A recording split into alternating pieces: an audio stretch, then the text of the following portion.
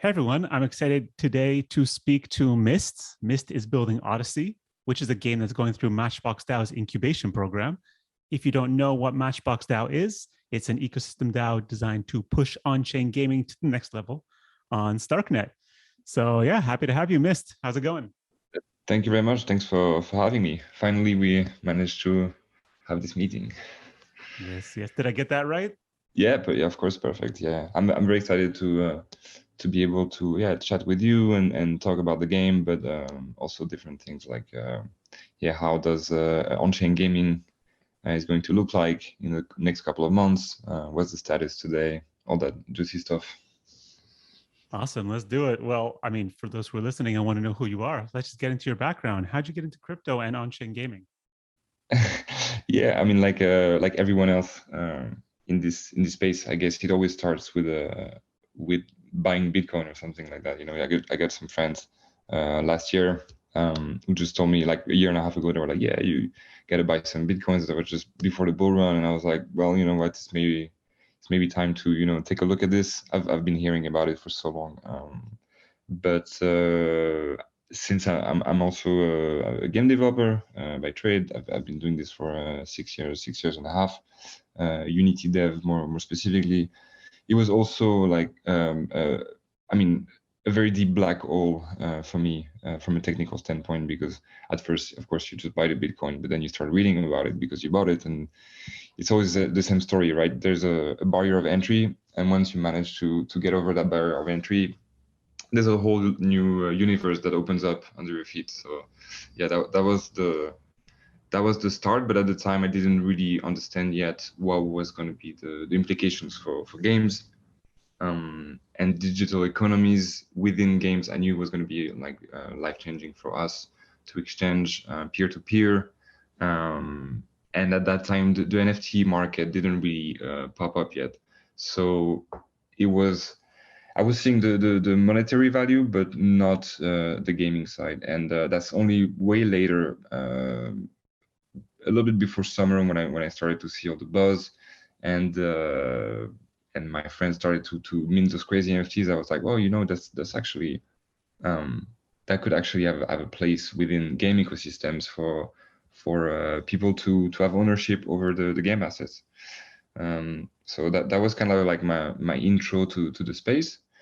And I actually started in Solana because I was working with two other guys for some kind of early Unity SDK to allow players to trigger transactions from Solana from Unity games.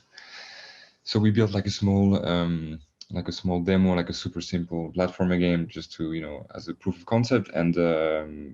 And this was another step, because from me being able to use Unity to create on-chain games, it's a big step, like a big relief, because a lot of people are doing it just by using front ends. They do React apps, and that's great, but I had no knowledge of front end back at that time. So being able to mix the two worlds, blockchain and Unity, for me was super exciting. And so yeah, we did that small game, and I stayed on Solana for a couple of months. And after that, obviously, I kind of moved towards mainnet, because the culture on Ethereum is a little bit different than Solana. There's a lot of different stuff on Solana, and I got a bit lost there. I met the awesome guys at Temple DAO. I don't know if you know Temple DAO, and we built like a huge what was called the opening ceremony, the fire ritual, which was a huge event. I think it was last September or something.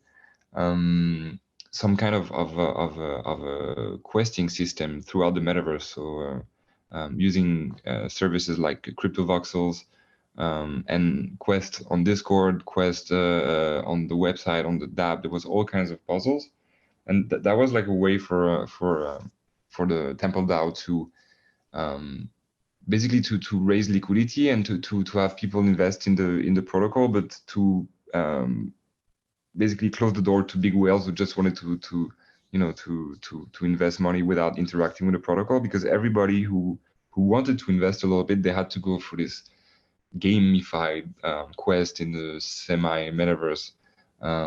So yeah, that was like a great experience as well. I saw, okay, there's another layer to this, to using on-chain events to make large games, or to invest people into big gamified events. And so yeah, I was there at Temple DAO, and then after the big one of the big milestones happened. I mean, not for me, but just like mentally, I came across an ecosystem on Arbitrum, Treasure DAO's ecosystem. I don't know if you know Treasure DAO. Yep, I do. So basically, like when I stumbled upon their vision of the metaverse, to me it was much more. It made much more sense than other takes on the matter, because I don't know if you've seen, but there's a lot of and probably there's so many gaming projects out there and so many gaming studios or protocols or whatever who really want to, like, they see the added value from blockchain to games as just being replacing the in-game soft currency with tokens, and yeah, that brings like a certain novelty to it, but there's no real use case for the players. At the end of the day, most of the crypto games, they're just a token and the NFT, and that's it. It lives secluded on its own, like a typical game, but just the currency is decentralized. And at the end of the day, for the player, this doesn't change much, right? Yeah, you can make the argument that if you turn all of the assets of a game into NFTs, then he will be owning his assets. But like, in the grand scheme of things, if everybody stays isolated like this, it doesn't really change much, to me at least, against the existing game industry, right? So Treasure DAO, what they did was like the real way, the real metaverse, and not the metaverse that Facebook shows you in their adverts, where like everybody is just wearing headsets and meeting in like a space cafe or whatever. The real metaverse, maybe it is like this interconnected pile of projects which have a very high interoperability and composability, which are two like super important topics for me. And it will turn out to, the real metaverse will turn out to be like today's internet, right? It's just like this huge amount of data that just kind of works together somehow. Of course, in a much more permissionless way. That's the goal that we're trying to achieve here. But yeah, the metaverse is not a place. The metaverse is not a game. It's that construction that all of us are trying to build every day. So maybe you're like, we'll get to talk a bit about that later on. But it's the composability is really like one of the main interesting aspects in terms of game design for me. And it's something that I try to think about a lot every time I do stuff. So to come back to Treasure DAO, yeah, this was like a huge shift, because not only did I thought the concept was super cool, and I was like, oh damn, this is amazing. This is exactly what I like. There's something new to be achieved here for gaming in general. There's all these projects that can interact with each other, and they're part of the same universe, and they have the same token that works as fuel, and people can just get their stuff from one game and bring it to another. So super exciting. And not only that, but also it was kind of the starting point for me to fly on my own, so to speak, because at that time I was still I still couldn't develop on Ethereum, and that was around December. And then I went on a crazy streak, like for a month. Just I said, you know what, screw it. I need to like start working on my own, and I got all these ideas, and I need to materialize them, and create awesome stuff for players. At least try to. So I went on a crazy coding rage, and just learned all the Ethereum development and the front end development, because I've never made any websites before, any React app in like a month and a half. And this is where one of my games as well, Arcane, was born, which is like an on-chain, fully on-chain RPG in the Treasure ecosystem as well on Arbitrum. So fast forward a little bit more, and then this is the kind of the final step of my journey into crypto. It's stumbling upon Starknet, and I have to say that I was very frustrated coming from an environment where like I'm used to have virtually unlimited computational power because I'm using game engines either on mobile or on computer, and also I tend to try to influx as much like a small layer, thin layer of randomness everywhere in all the systems that I build, just to give it some kind of organic feel.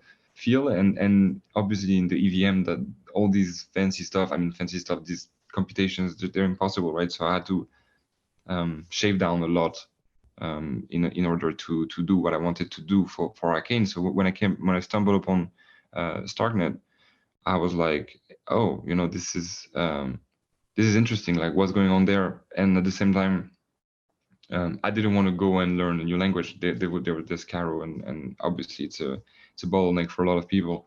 And I just came out of like from a month and a half of learning everything. So I was like, there's no way I'm gonna go back to learning again a new language now, and no, I cannot deal with this. But then I met the lovely Henry at Starknet, which was telling me about the systems and stuff, and the curiosity got the best of me, and a couple of weeks later, there I was already learning Caro, and now planning Odyssey on Starknet. So yeah, that's the journey for now. That is quite the story. So you're telling us that over the past year and a half, you went from no coiner to Bitcoiner, obviously with a gaming background, to Solidity dev, to working on Arbitrum, and then you got into Starkware or Starknet now, and you learned Cairo, all in a year and a half. Exactly. It was. I mean, it's much more condensed into the past 6 months for sure. But yeah, that's about it. And it has been, honestly, it's maybe the happiest year of my life because like a lot of other devs or people in the space right now, this is so exciting. There's so much happening, and I'm glad every morning that I'm part of it in my own small way. Well, let's just talk right about the juicy stuff. What are you building right now? So right now I'm building Odyssey, which is there was it's something that I discussed during the calls on Matchbox. But first of all, I was super grateful as well to meet the guys at Matchbox, which are amazing. They're doing something very special there, and if you are a game developer in the Starknet ecosystem, I highly recommend that you take a look into it, because this is like it's a very interesting reactor core to be working around, because there's a lot of people, super interesting people, resources, and so yeah, it's definitely, if you're a lonely dev out there like me, like myself, it's such a added value to be able to speak with these guys. And also I'm connected with them in a way because originally I planned to bring Arcane, the game from Arbitrum, onto Starknet, and I was super excited about that. But after like couple of weeks, there's been a bit of a change of plans, because I realized that it was not going to be very practical for players to have two different games existing on two different chains. Like, as much as I believe in the multi-chain future, it's a little bit clumsy to have like the game exist on two different planes at the same time, because what does it mean from a game design standpoint? Like you're changing something in one chain, and then you have to change in the other. They're not working the same.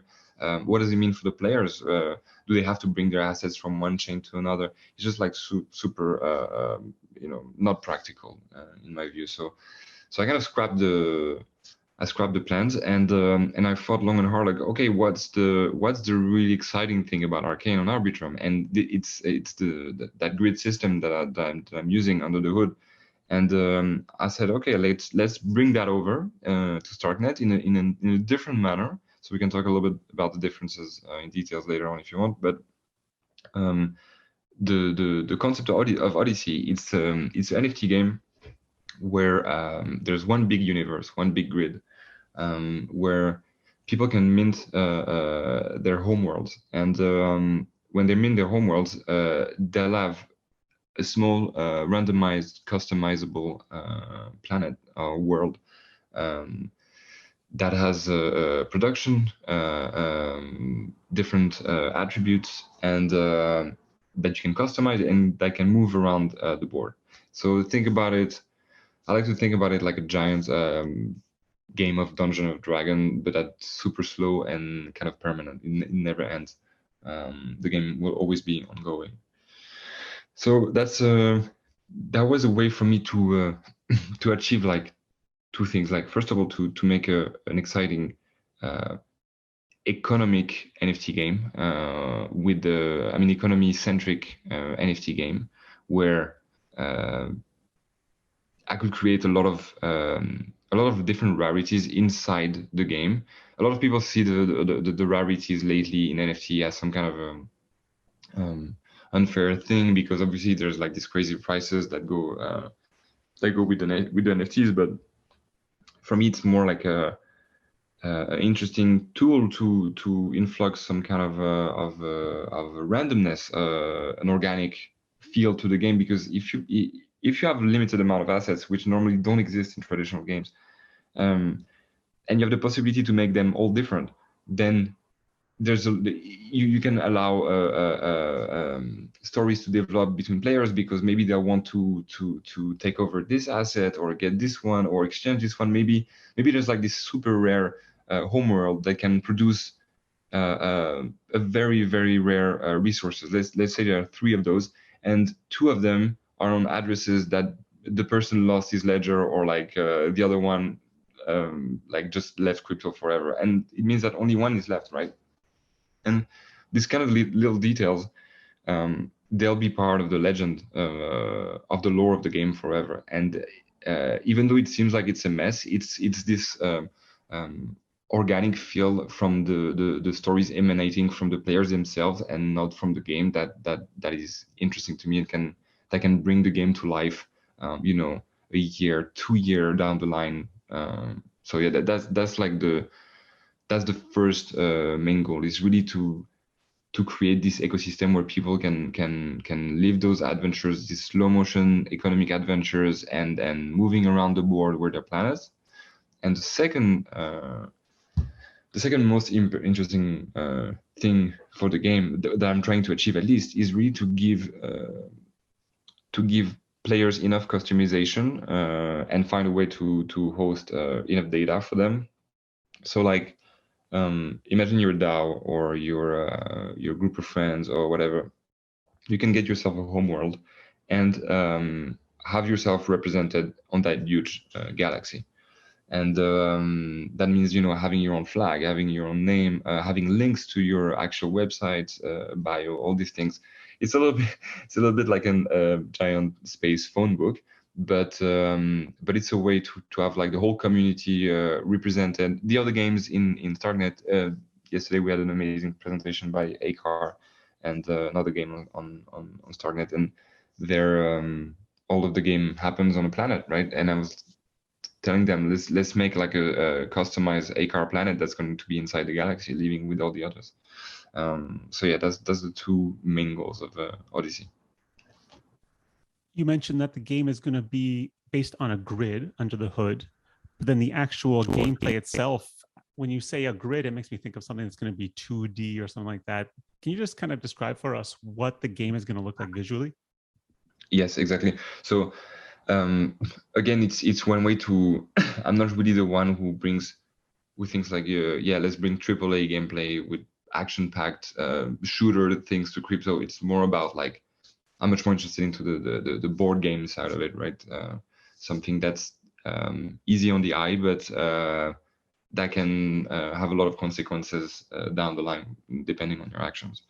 And so the grid is just a giant 2D multidimensional array. So we have X and Y, and with all these positions, people can move around their homeworld, spending resources. They spend flux to go around, and so it's going to take you a really long time to go from one corner of the galaxy to the other. But that also means that you have to choose very, very carefully how you're planning to position yourself within the space.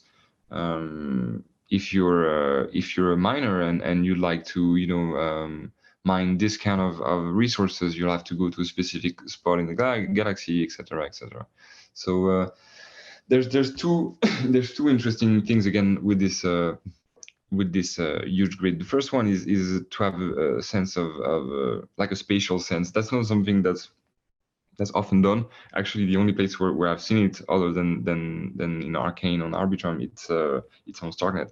The guys at ACAR, etc., they're using 2D grids as well in a much more complex way than me, because they also derive a lot of organic like shapes from it. But it brings us a sense of space, right? And a lot of the NFT quote unquote games right now, they're allowing people to go on quest, but you're just locking your token, right? And you have a timer and that's it. Whereas things like Arcane or Odyssey, you'll have to make decisions according to the space around you, and you're going places, and it has an impact on what's happening. What can you farm? What can you interact with?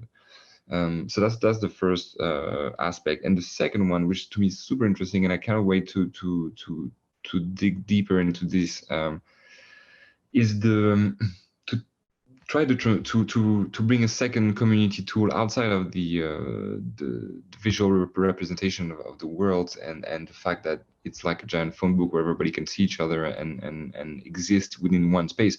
The other very interesting thing is that when you're inside that spatial grid, let's say you have a couple of homeworlds, so you have like 3, 4, 5, maybe 7. You can form a system, and once you have a system of worlds, I'm just drawing like a geometry between all of your worlds, and then it creates a surface area, and there are other points within that surface area, and that means that down the line, let's say you're a DAO and you get a system of homeworlds, you could create a shape on the grid and then interact with all the addresses that are actually parked right now inside of your geometry.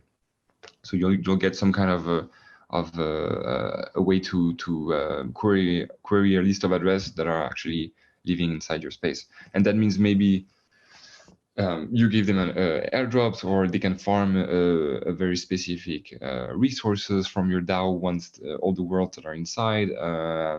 You know, you could enable from the side of your protocol some type of actions or functions available for people who are standing inside this tile, etc. So there's a lot to be explored there, which I'm very excited about. You mentioned though that you're a solo dev. How do you plan to take on such a complex undertaking by yourself, or do you have long-term plans to grow a team? Yeah, this is a difficult question for sure.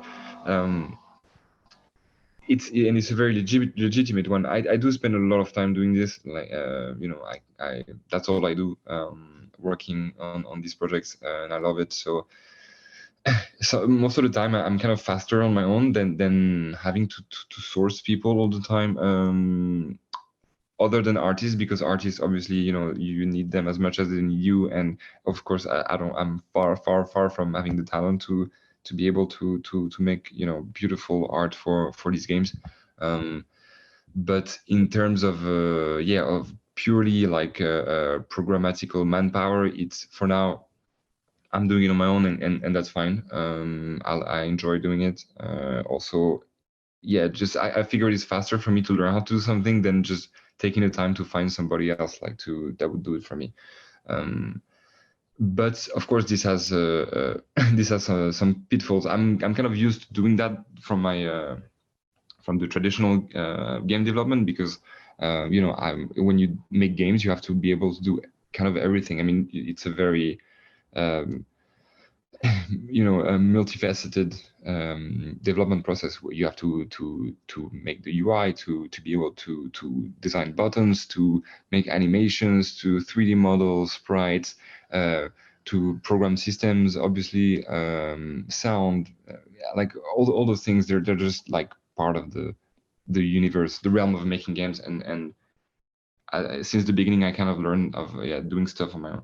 But as I was saying, like it can be a double-edged sword, because it's also great to be inside a good team, and it's definitely something that I'm looking to improve now with myself. Like, just personal goals is to open myself to like working with others, and you know, attract like other talents who would like to share adventures with me, and who could allow me to basically double the horsepower. And that's something, that's super interesting. So I didn't get to meet yet, you know, the other dev that's like me, alone, and that wants to join forces. But if he's out there listening to this podcast, you know, just hit me up with a DM. I'll be happy to chat. Well, also being at the bleeding edge of the crypto ecosystem, the scaling ecosystem, it must be kind of lonely. There's not many people that know Cairo yet, and yeah, it's really groundbreaking territory. Especially in the Starknet ecosystem, especially with a difficult milestone as like going over Cairo, which after, once you know it, it's fine, but in the beginning it's a bit daunting. But yeah, for sure, like it's a lonely place, but I see the efforts of the Starkware people. They're like every day on the terrain trying to get people in. They're filling the spaces. Everybody's super excited about Starknet, about the technology. So I can only see, you know, things growing up from here. But yeah, you're right. It is a little. It's not like there's 1,000 people looking at each other in a room waiting to partner up. So That's always the tricky side of being early. When you're early, there's not many people that are with you, right? yeah, that's true. Lonely at the top. For sure. And you mentioned that you have some art that needs to be done. Are you working currently with an artist? So for Odyssey, I'm looking for an artist right now. I'm looking for somebody, and it's kind of like I'm very specific, very specific, maybe too much about what I want, how it should look and stuff. So I'm looking mostly on Twitter and stuff to find the artists, or like going through my old contacts from the game industry who are willing to work with this project. I'm looking for a 3D artist which has like a high knowledge of shaders, because like the home worlds for people, they really need to look freaking awesome, and like having these crazy colors and intricate shaders, just like almost like a boutique feeling. You know, you look at them and you almost think that they're tiny. They could fit in the palm of your hand, to create like some kind of emotional bond between them and people. And so it takes like a special type of 3D artist to make that 3D modeler, and most importantly, yeah, shader with. There's also like another issue with finding artists in the blockchain space. I'm sure like you know how it is, but 95% of the artists, they hate it. They hate NFTs.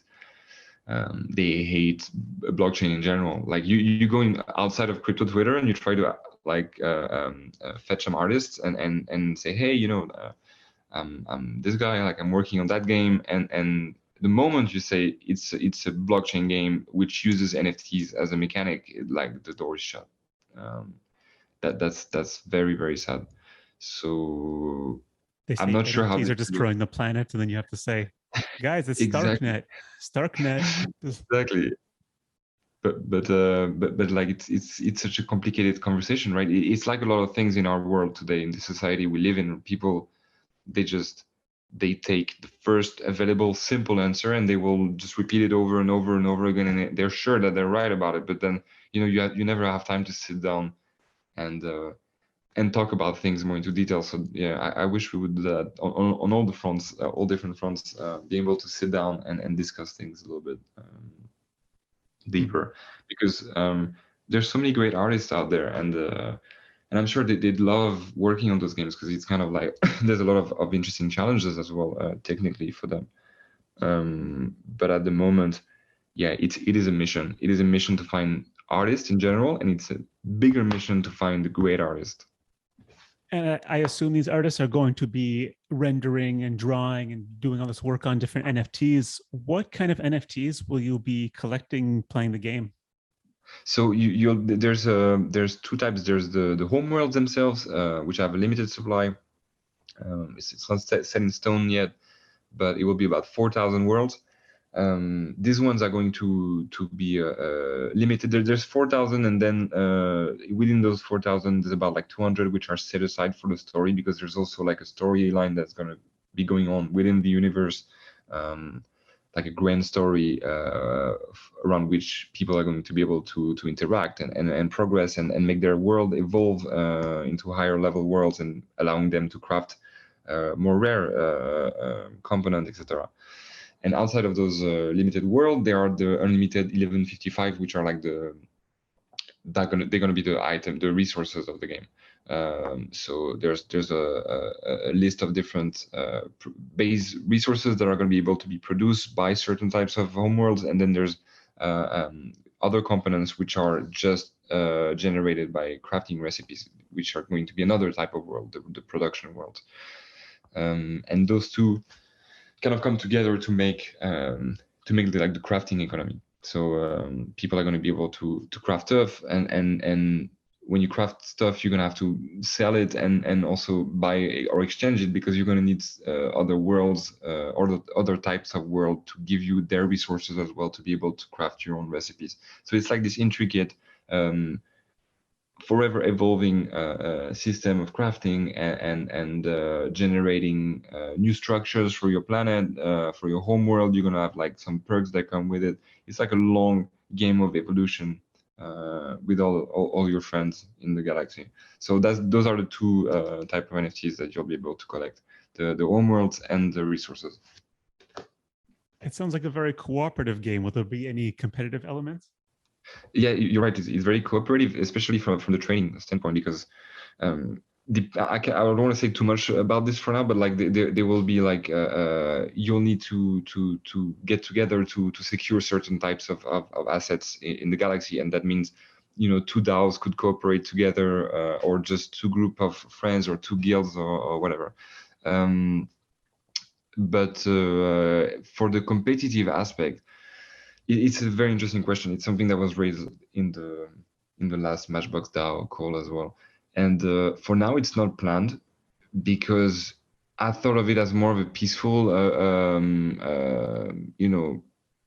competition where like you're trying to be the best in the galaxy, because you want to have like the most unique homeworld, or like you're the only one who reached a certain level in your production skills, etc. So like basically placing everybody in unique positions all around the galaxy, and then you have to cooperate to exchange. There could be down the line some kind of player versus player mechanic, and probably it would not mean permadeath, like basically you lose your homeworld or something if this happens. But you could be reset spatially. So there's like maybe a small PvP mechanic, and if you lose somewhere, your homeworld will be teleported to the side of the map. And depending on where you were, it could take you a long time to go back to your original spot. So yeah, that could be an interesting mechanic for sure. How does the Odyssey in-game economy work, or in other words, Wen Token?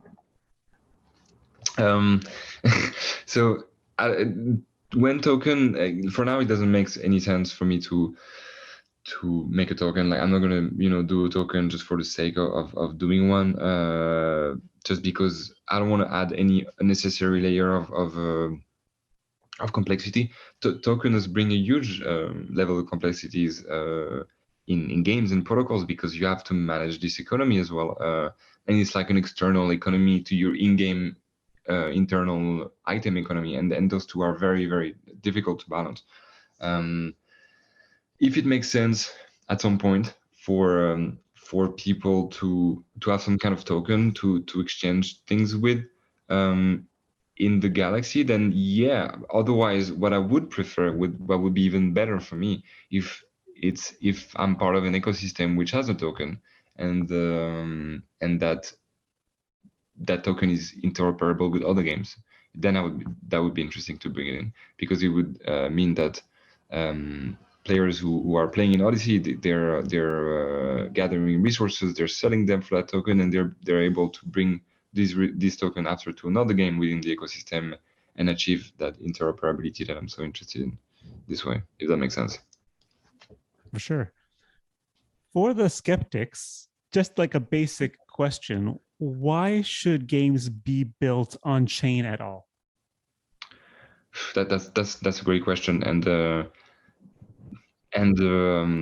I was actually making a small talk in front of other game developers from the industry, but much more traditional game developers, and there was everybody saying like not in the crowd, but the other people talking there, they were saying it's the future of gaming, blah blah blah.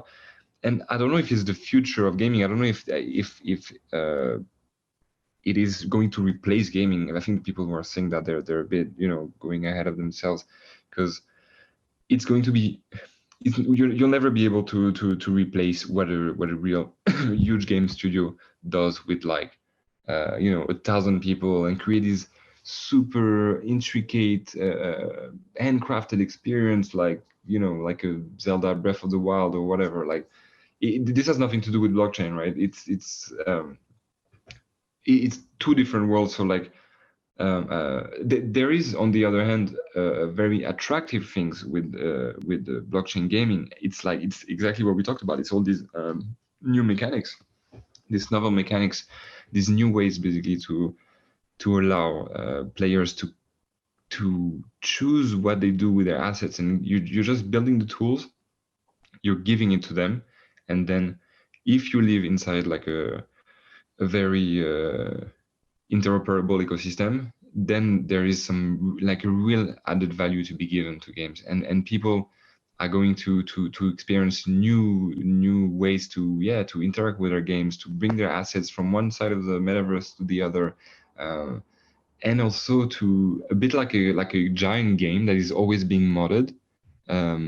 The composability and the permissionless access is really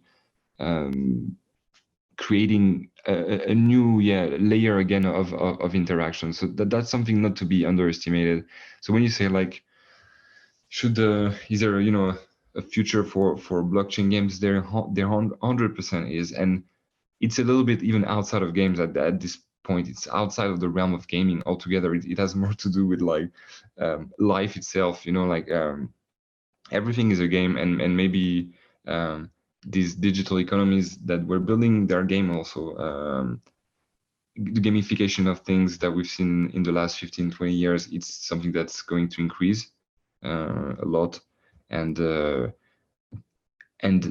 blockchain thing, it's not changing the world on its own. It's just adding to, in my view, it's just adding an additional tool to the internet, to that adventure that we started with the internet. And that tool is a huge step because it's allowing our digital selves to have digital ownership, something that was not possible before. But all in all, it's just part of that, the actual metaverse, the grand whatever cyber network that we're building here. So yeah, they do have a place. They're gonna have a much higher place in the upcoming years. They're the future, but not only of crypto or blockchain, they're just the future period, because they're the link with this idea of us having a giant cyberspace where we're gonna hang out with our friends, yeah. How do you picture composability working with Odyssey? Are you going to be able to use NFTs from other games in Odyssey, or NFTs from Odyssey in other games? So the composability of Odyssey are going to be the homeworlds themselves. So there's also like first of all, there's like a mental composability aspect, because what I would love to see when I'm thinking about all this customization for these DAOs or NFT projects or people, is that they'll get some kind of starting point for their lore, and if you're DAO, or like let's say you're an NFT project about frogs or whatever, and you're building Frogland, you can get a homeworld and make it your own, call it the Frog Planet, and put in the lore, put in your links, have it go on in the galaxy, and from now on, like this planet with the name that you gave it, it could be the starting point of your lore inside your NFT project, and all the frogs come from Frog Planet, you know, and it's basically it's like a giant this giant board is a way to bring all of these projects together in one universe, and for them to be part of a composable world that's larger than them in a way. That's for the like mental composability, but there's also, of course, like an actual composability aspect, because then you could come and build any types of system on top of these planets, because you'll have access to all of the stats. You know, some planets, let's say, are on the board for like a year, and they have like all these insane stats, and they triple their size, and maybe like another game could just feed on this data to have some kind of like battle between planets. You know, that's anything is possible. Again, it's all about this never-ending modding that comes with the game. Do you expect to have an in-game marketplace, or will you use potentially a third-party marketplace? That's a very interesting question. For now, there's going to have to be a lot of trading with the game, so obviously I need a marketplace to go with it. If the game stands on its own, I'll have to build my own marketplace, that's for sure. If the game is part of a bigger ecosystem, and hopefully, you know, I mean, this is like the Matchbox ecosystem with all these other games, it would be great for us to have a centralized, decentralized marketplace. So all of the games could you know, all of these assets could be exchanged on there, because of course it's also a lot of work to build your own marketplace, and there's a lot of vulnerabilities. It's a tricky feat, that's for sure. So yeah, when it comes to marketplaces, I'm more like I love to see you know, ecosystem marketplaces where like you can just like catalog, go from project to project, and they all exist together again in this tiny space. A bit about the underlying tech. You mentioned before you were doing some things on Arbitrum with Treasure DAO, and now you're building on Starknet. What does Starknet unlock that you could not do previously in Arbitrum? Ooh, a lot of things. A lot of things, but I would say the most important one for me is definitely the the computation. The EVM is so limiting, right? And for developers who are trying to make games, especially when you're coming from the traditional gaming background, like it could be super. Yeah, the EVM, as I said before, can be very annoying because you're so limited. And here it's like it's a relief, right? So there's some caveats, because obviously Caro is a young language, so there's other hoops to jump in. But at the end of the day, like you know, when I'm done coding in Caro, I'm always like, wow, that was fucking cool. Like, you know, I can't believe that this actually works. Yeah, to me the main tool for now is going to be I would say the fact that you can really make some more complex computations and influx some type of organic randomness a bit everywhere, and it doesn't cost you much, as opposed to in the VM, where like if you really want to input some randomness everywhere, like a thin layer of randomness, so the outcomes are a little bit you know, evolving for players, it costs a lot. Obviously for now, one of my biggest problem with on-chain games is the RNG, the random number generators. So you know, when we have more robust RNGs down the line, it's going to work wonders with such a large computational power. Yeah, that's for sure. Are there any concerns about the chain just getting full of transactions if so many people are building completely on-chain games? Yeah, I mean, yes, there is, but then there's also this this notion of L3s and L4s. I'm sure you heard about those, but the idea is that people are going to build their own chain on top of Starknet, and then they'll be able to push their data down, and then Starknet will validate and will push some more data down. It's like this ever-ending cascade. In a funny way, actually, like blockchain layers are composable with each other. Like they're just going to keep on building, you know, on top of each other, and it goes in the same direction as what we described before with this, the metaverse being just this huge pile of data that it just works together. It's a huge mess. I don't know if we're gonna have like such a, you know, unified simple system, one beats them all thing for everything, and probably we'll have to build a couple of layer 3s to account for the amount of transactions. Yeah, that's for sure. But for Odyssey specifically, I'm not that worried, because my philosophy is more to build, to do something that doesn't require a lot of interactions. It's not like a high frequency game where like you're gonna make a lot of decisions.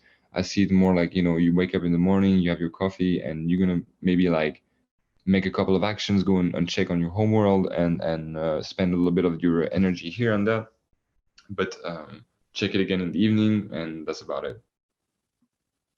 Okay, so it's not going to have to be like every single action requires a signature. Yes, exactly. Yeah, I mean, probably it will, but like you'll make you know, 3, 4, or maybe 2 transactions every time you connect, and that's it. If I see that it's more than this, then obviously I'll move probably to a solution with the key session keys. I don't know if you heard about it, where you can you know, allow a certain amount of transactions over a period of time, so you don't have to sign it every time, which is a huge game changer for gaming. Right now, Starknet is on Testnet. So how do you kind of get an idea of how the game's going to feel when Starknet becomes on Mainnet? Yeah, this is a good question. This is part of the unknown. It's all about it's going to be all about the community, and you know, if people are engaged with the protocol, and also, you know, the quality of what we bring to the table. I know a lot of people right now are making experiments, and it's amazing to see. So it's very difficult to be able to anticipate the future, and especially in this space, because, you know, I mean, what, it's been a year and a half, and I feel like I lost 20 years of life, you know, with all the amounts of things, events that happened in the past year. So yeah, I wouldn't be able to say that I can predict the future, where we're going. I have no idea. The only thing that I know is that when the sea is active like this, and you've got waves, everything, we create experiments, they die, we rebuild them, and they're born again better. That's about like what all the DAOs and stuff are doing around the crypto space. The only thing that survives are storylines, you know, narratives. They go, but then the ones that are able to steer their boat in the storm are the one who have history and the story to back them up. And there's like this mental construction shared with the community, and it doesn't really matter what's the state right now, but more like, is there a lot of work that's being input to make sure that we're bringing the story forward? And no matter what happens, let's say in 6 months, blockchain has changed totally, the landscape is totally different, you know, I have no doubt that I'll be, or like all my developer friends are going to be behind their desk, and they're going to be building, you know, regardless. So we hope that it's a bright future, that's all. For sure. Well, if I want to play your game, what's the status of Odyssey right now? And when will you expect it to be fully ready? So the status right now is just like starting with the contracts, getting the architecture together. That's what I'm building right now. Just building the grid system and the universe, and like all of the game mechanics.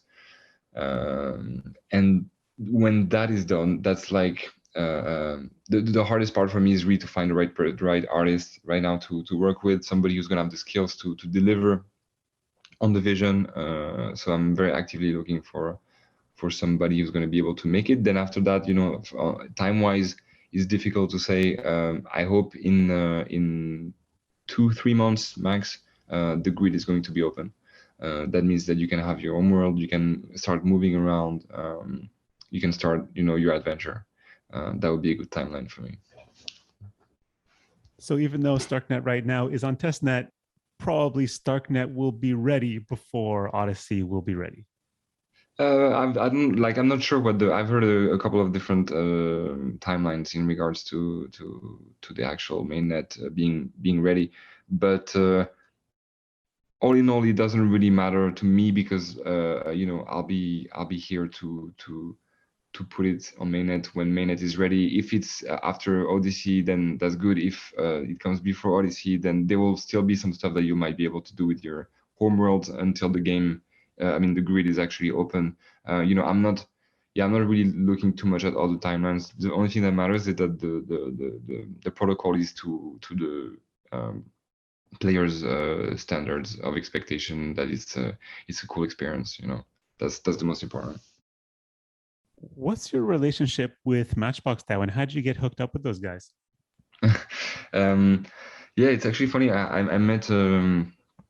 I met Swag and Yoni in Amsterdam. We went to the Layer 2 Amsterdam conference. That was a couple of months ago, and it was a beautiful afternoon. They were sitting outside the conference center, and yeah, we just sat down, got introduced by a friend, and I was telling them that I was super interested into Starknet and that I just had like some chats with Henry, and yeah, from there we just kept on talking, became friends, and they've been a great team to work with because they're really trying to make something special, to build something special with Matchbox, and it's still a very young community, but everybody inside is kind of like super motivated to bring it to a certain level. So again, yeah, if you're a young dev and you're looking for a home, it's definitely a place to knock, a door to knock on, and say hi, show what you're doing, maybe get some inspirations from other devs.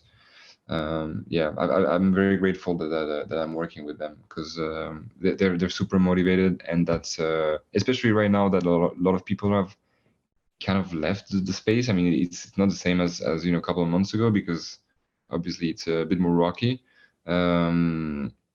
It's great to have other people who are with you in the constant and they're just caring about product building. That's all that matters. Were you following their hackathon that just ended? Yeah, a little bit. Like, unfortunately, I didn't get to see all of the projects that won. I just read the titles, but I'm super looking forward to dig into it. Yeah, there's so many good ideas that come out of these hackathons. In terms of marketing or just spreading the word, how do you plan to increase exposure or awareness of your project and make sure that you got players? So yeah, this is a very good question again, because I'm kind of also looking maybe for somebody who would take care of that, because obviously with all the building and like I don't have time to do any marketing, like zero. Like, at the end of the day, I'm on my couch, it's like 11:30 and I just want to go to bed, and I'm not going to make like videos about like what I'm doing and stuff. So it's great to have partners who take care of this.